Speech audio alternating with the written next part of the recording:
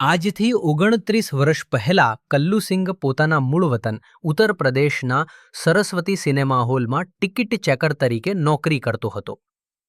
એકવાર તે પોતાના મામાને સારવાર અર્થે હેરિટેજ હોસ્પિટલમાં લઈ ગયેલ હતો અને તે સમયે સારવાર બાબતે હોસ્પિટલના ડૉક્ટર અંશુમન રાય સાથે કલ્લુસિંહનો ઝઘડો થયેલ હતો.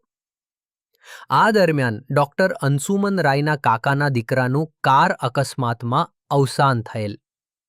ડૉક્ટર અંશુમન રાયના કાકાને શંકા હતી કે મિલકતની તકરાર બાબતે તેના દીકરાની હત્યા ડૉક્ટર અંશુમાને જ કરાવી હોઈ શકે, જેથી તેના કાકાએ સરસ્વતી સિનેમાના મેનેજર પ્રકાશસિંઘ મારફતે તેના જ ગામના બલિન્દરસિંઘને ડૉક્ટર અંશુમન રાયનું ખૂન કરવા કોન્ટ્રાક્ટ આપેલ.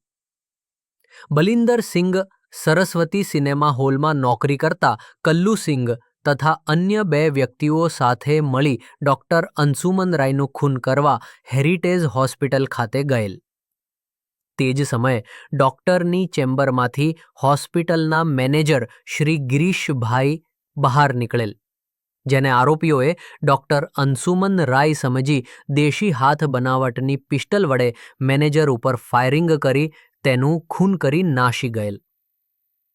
કલ્લુસિંઘ સને 1997થી ગામ છોડી નાશી ગયેલ અને સને 2009માં વલસાડ જિલ્લાના પારડી ખાતે રહેવા આવી એક સિક્યુરિટી કંપનીમાં સુપરવાઇઝર તરીકે નોકરી કરવા લાગેલ.